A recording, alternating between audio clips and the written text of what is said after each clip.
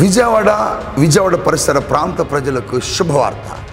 Calvary మార్గం Paul Prithvi ministries సారథ్యంలో ప్రతి నెల విజయవాడ మహాపట్టణంలో పరిశుద్ధాత్మ తైలాభిషేక స్వస్థత ఆరాధన జరుగుతూ ఉంది.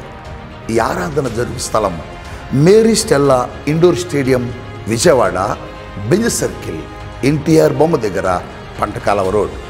మే 7వ తేదీ ఉదయం 10 గంటలకే ఈ తైలాభిషేక ఆరాధన ప్రారంభమవుతుంది. రండి. ఇప్పటికి అనేక మంది దేవుని పిల్లలు పాల్గొని అద్భుతమైన కార్యాలు పొందుకున్నారు. కుంటివారు నడుస్తున్నారు, గుడ్డివారు చూస్తున్నారు, గర్భఫలములు లేక బాధపడుతున్న ఎంతోమందిని దేవుడు తాకి గర్భాలు తెరుస్తున్నాడు. అనేక చీకటి ఆత్మలతో పీడించబడుతున్న వారు, రోగములతో బాధించబడుతున్న వారికి విడుదల కలుగుతుంది. ఈ ఆరాధనలో మిమ్మల్ని అందరినీ ప్రత్యేకంగా తైలముతో అభిషేకించి ఆశీర్వదించబోతున్నాం. రండి. మే 7వ తేదీ ఉదయం 10 గంటలకు.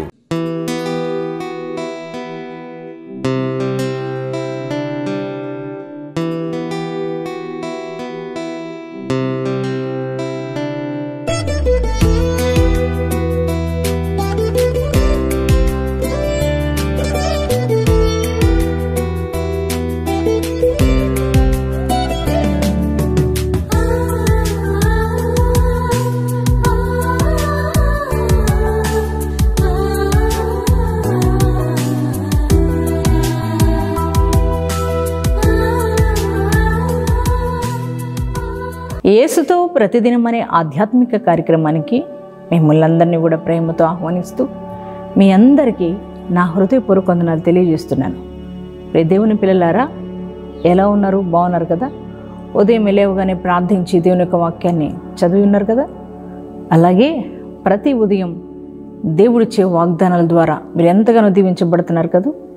మరి మీరు అనేక మందికి దీవెనకరంగా మార్చబడినట్లుగా ఈ వాగ్దానాలు మీ బంధువులకు, మీ స్నేహితులకు షేర్ చేయవలసిందిగా ప్రేమపూర్వకంగా మనవి చేస్తున్నాను. దేవుని బిడ్డ, మరి ఈరోజు కూడా ప్రభు తన యొక్క శ్రేష్టమైన వాగ్దానాన్ని మనకిచ్చి మనల్ని ఎంతగానో బలపరచాలని, ధైర్యపరచాలని ఆశతో చక్కటి శ్రేష్టమైన వాగ్దానం మనకిచ్చి ఉన్నారు. ఆ వాగ్దానం ఏమిటో చూద్దామా? కీర్తనల గ్రంథము 56వ అధ్యాయము 8వ వచనాన్ని చదువుకుందాం. నా కన్నీళ్లు నీ బుడ్డిలో నుంచబడినవి, అవి నీ కవిలలో కనబడును కదా. Praise the Lord. హల్లెలూయా. ప్రియ దేవుని బిడ్డ, దైవ భక్తుడు, దేవుని భక్తుడు, కీర్తనాకారుడు ఆయన రాస్తున్న మాట ఏంటంటే, ఆయన అంటున్నారు తన అనుభవపూర్వకంగా రాస్తున్న మాట, అయ్యా నా కన్నీళ్ళు నీ బుడ్డిలో దాచబడి ఉన్నవి కదా, అవి నీ కవిలలో ఉంచబడని కదా అని భక్తుడు మరి తన యొక్క అనుభవాన్ని రాస్తూ మాట్లాడుతూ ఉన్నాడు. ప్రియ పిల్లలారా, చూడండి, మీ యొక్క జీవితంలో ఈ యొక్క ఉదయకాలం మీ వాగ్దానం చూస్తున్న మీ బ్రతుకుల్లో ఉన్న భయంకరమైన శోధనను బట్టి, వేదనను బట్టి, అలాగే నిందలను బట్టి, అవమానాలను బట్టి, అవహేళనను బట్టి, భయంకరమైన అనారోగ్య పరిస్థితులను బట్టి ప్రతి దినము కన్నీరు గారుస్తున్నారా? ఎంతగానో వేదనతో ఉన్నారా? కృంగిపోతూ ఉన్నారా? నా కన్నీళ్ళు ఎవరూ చూడట్లేదు, నా బంధువులు, అలాగే నా స్నేహితులు, అలాగే నా భార్య, నా భర్త, నా తల్లిదండ్రులు, అలాగే నా రక్త సంబంధికులు ఎవరు కూడా నా కన్నీరు చూడట్లేదు అని చెప్పి బాధపడుతున్నారా? ప్రియ పిల్లలారా, మరి ఈ ఉదయకాలం ప్రభు అంటున్నారు, ఆయన మన కన్నీళ్ళంట ఆయన బుడ్డిలో దాచి ఉంచిన దేవుడంట. ఎంత గొప్ప దేవుడండి. చాలామంది ఏదైనా సమస్య రాగానే, బాధలో ఉండగానే, మరి భయంకరమైన వారు అనుభవిస్తున్న శ్రమను బట్టి, బాధను బట్టి అనేక మంది దగ్గరికి వెళ్ళి, బంధువుల దగ్గరికి కావచ్చు, స్నేహితుల దగ్గరికి వెళ్ళి కన్నీరు వృధాగా కారుస్తూ ఉంటారు. మరి ఎంత నువ్వు కన్నీరు కార్చినా నీ బాధ తొలగిపోదు కదా. మనుషుల దగ్గరికి వెళ్ళి నువ్వు కన్నీరు కారడాన్ని బట్టి నీ సమస్య పరిష్కారం కాదు. అలాగే చాలామంది డాక్టర్ దగ్గరికి వెళ్ళి కన్నీటితో మొర్రపెట్టుకుంటూ ఉంటారు, కానీ వారి కన్నీళ్లకు తగిన ప్రతిఫలం వారికి పొందుకోలేకపోతూ ఉంటారు. ప్రియ దేవుని బిడ్డ, నువ్వు ఎవరి దగ్గర కన్నీళ్లు కార్చినా నీకు ప్రయోజనం ఉండదు. కానీ నువ్వు దేవుని దగ్గర నీ కన్నీరు విడిస్తే ఆయన నీ కన్నీరును చూచే దేవుడై ఉన్నాడు. మన కన్నీరంట ఆయన బుడ్డిలో దాచి ఉంచాడంట. ప్రియ దేవుని బిడ్డ, భక్తుడు తన అనుభవంలో రాస్తున్నాడు, నిజమే, దావీదు జీవితంలో కూడా భయంకరమైన శ్రమలు, భయంకరమైన బాధలు, వేదనలు, ఎప్పుడు చూసినా శత్రువుల వలన చాలా హింసించబడ్డాడు, ఎంతగానో ఇబ్బంది పడుతూ ఉన్నాడు. ప్రతిరోజు ప్రతి దినము మరి మనలాగే మనుషుల దగ్గరికి ఆయన వెళ్ళలేదు, కానీ ఆయన దేవుని దగ్గరికి వెళ్ళి ప్రతిరోజు కన్నీరు కారుస్తూ ఉన్నాడు. తన కన్నీరు దేవుని పాదాల దగ్గర కార్చినప్పుడు ఆ యొక్క కన్నీళ్ళు ఆయన అంటున్నాడు, అయ్యా నీ బుడ్డిలో దాచి ఉంచావు కదా. ఆయన అంటున్నాడు, నీ కవిలిలో ఉంచావు కదా. కవిలి అంటే పుస్తకం అండి.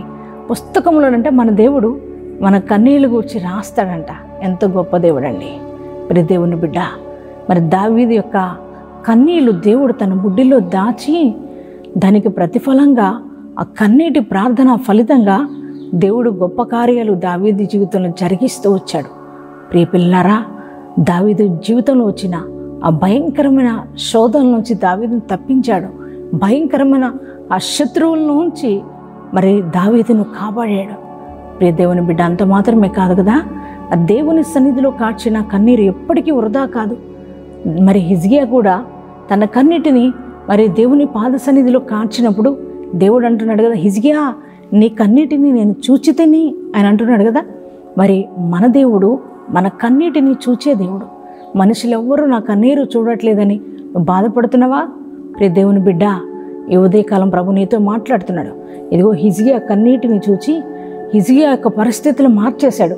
హిజ్కియా యొక్క ఆయుష్ను పెంచాడు కదా దేవుడు. ప్రియ దేవుని పిల్లలారా, ఈరోజు నువ్వు ఏ పరిస్థితిని బట్టి మరి కన్నీరు గారుస్తున్నావో, ఒకవేళ నువ్వు కూడా దేవుని యొక్క పాద సన్నిధిలో అనునిత్యం నీకున్న సమస్యను బట్టి, అది వ్యక్తిగత సమస్య కావచ్చు, ఆర్థిక సమస్య కావచ్చు, అనారోగ్య సమస్య కావచ్చు, లేకపోతే నిందల అవమానాలే కావచ్చు, దేని నిమిత్తమై దేవుని సన్నిధిలో నువ్వు కన్నీరు విడుస్తున్నావో ఆ కన్నీరు దేవుడు తన బుడ్డిలో దాచి ఉంచాడు, తన కవిలిలో ఆయన దాన్ని దాచి ఉంచాడు. ప్రియ దేవుని బిడ్డ, నీ కన్నీటిని ఆయన చూస్తున్నాడు. నీ పరిస్థితులన్నీ కూడా ఆయన మార్చబోతున్నాడు. మన దేవుడు మన కన్నీళ్ళు చూసే దేవుడు అండి. మనకు సహాయం చేసే దేవుడు. మన కన్నీళ్ళు చూసి మన పరిస్థితులను మార్చే దేవుడు. ప్రియ దేవుని బిడ్డ, ఎవరో నీ కన్నీళ్ళు చూడట్లేదని కృంగిపోతున్నా కాదు. నా భార్య చూడట్లేదండి, నా భర్త చూడట్లేదండి, నా బిడ్డలు చూడట్లేదండి నా కన్నీరు అని వేదనతో ఉన్నవేమో. వారు చూడకపోయినా ఏం కాదు అని నీ దేవుడు నీ కన్నీరు చూస్తున్నాడు. నీ పరిస్థితులన్నీ ఆయన చక్కపరచబోతున్నాడు. ఇంకెందుకు భయం? ధైర్యంగా ఉండండి. మరి దేవుడిచ్చిన ఈ వాగ్దానాన్ని మీరు రిసీవ్ చేసుకోండి, మీ హృదయంలోనికి రిసీవ్ చేసుకోండి.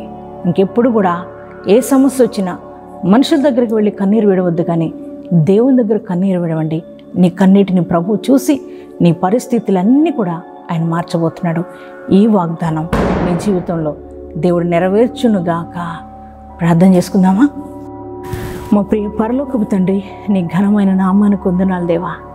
నాయన ఉదయ కాలం విరిచిన వాగ్దానం బట్టి నీ వందనాలు. నీ వాగ్దానం ప్రభా ప్రతి వారి జీవితంలో నెరవేర్చమని ప్రార్థిస్తున్నాం దేవా. ఇదిగో తండ్రి నాయన, మా కన్నీళ్ళను నువ్వు చూచే దేవుడు అయినా, అవి నీ బుడ్డిలో దాచి ఉంచిన దేవుడు అయ్యా. అయ్యా, నీ కవిలలో దాచిపెట్టావు దేవా. నీకే స్తోత్రాలు చెల్లిస్తున్నామయ్యా. అవునయ్యా నా తండ్రి, ఈ ఉదయ కాలం ఎంతమంది బిడ్డలు ప్రభా వారికున్న పరిస్థితులను బట్టి, ప్రతికూలమైన పరిస్థితులను బట్టి, నిందలను బట్టి, అవమానాలను బట్టి, అవహేళనను బట్టి, అనారోగ్య పరిస్థితులను బట్టి ప్రతినిత్యము కన్నీరు విడుస్తూ, మా కన్నీరు ఎవ్వరూ చూడట్లేదయ్యా, మా బంధువులు, స్నేహితులు, రక్త సంబంధికులు, భార్య భర్త చూడట్లేదని అయ్యా వేదనతో కృంగిపోయిన స్థితిలో ఉన్న ప్రతి ఒక్కరితో నువ్వు మాట్లాడుతూ వచ్చావు కదయ్యా. అయ్యా, వారు చూచినా చూడకపోయినా నువ్వు మాత్రం మా కన్నీరు చూస్తున్నానని అయ్యా వాగ్దానం ఇచ్చిన దేవుడు నీకు వందనాలయ్యా. అయ్యా ఇదిగో తండ్రి నాయనా, ఈ యొక్క వాగ్దానం చూస్తున్న బిడ్డలు వారికున్న ఏ పరిస్థితిని బట్టి ప్రతిరోజు కన్నీరు విడుస్తున్నారో అయ్యా, పరిస్థితులన్నీ మీరు చక్కపరచండి అయ్యా. వారికున్న సమస్యల నుంచి, వేదన నుంచి, శోధన నుంచి, బాధ నుంచి, అనారోగ్యం నుంచి, నిందల అవమానం నుంచి యేసుక్రీస్తు నామములు విడుదల కలుగును గాక. అయ్యా, వారి ప్రతి ఒక్క పరిస్థితి యేసుక్రీస్తు నామములు చక్కపరచబడును గాక. దేవానికే స్తోత్రాలు తండ్రి నాయనా. అలాగే ప్రభు ఈరోజు మ్యారేజ్ డేస్, బర్త్డేస్ చేసుకున్న ప్రతి ఒక్కరిని జ్ఞాపకం చేసుకుని నూతనమైన ఆశీర్వాదాలతో, నూతనమైన దీవెనలతో ప్రతి ఒక్కరిని నింపమని ప్రార్థిస్తున్నాం. ఈ సంవత్సర కాలమంతని కృపా క్షేమాలతో వారు నడిపయ్యా. అలాగే ఈ దినమంతని ప్రశస్తమైన సన్నిధి మా అందరితో ఉంచి నడిపించి మహిమ పొందుకొనుమని యేసుక్రీస్తు నామం పేరిట ప్రార్థన చేస్తున్నాం తండ్రి. ఆమేన్. అనుదినము నా ప్రాణము నిన్ను కోరే యేసయ్యా, నన్ను చేరయ్యా.